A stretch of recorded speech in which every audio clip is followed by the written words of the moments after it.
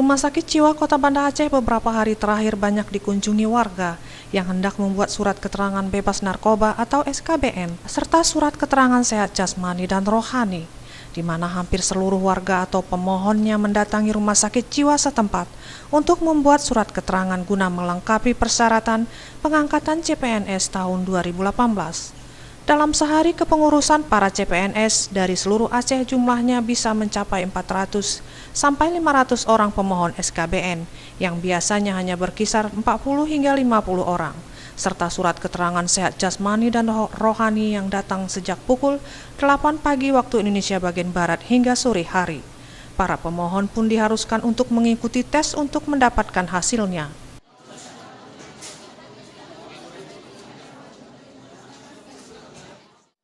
Surat keterangan bebas narkoba serta surat keterangan sehat jasmani dan rohani yang diterbitkan tersebut memiliki karakteristik yang berbeda jika dibandingkan dengan SKBN serta surat keterangan sehat jasmani dan rohani yang diterbitkan Rumah Sakit Umum Daerah atau Puskesmas.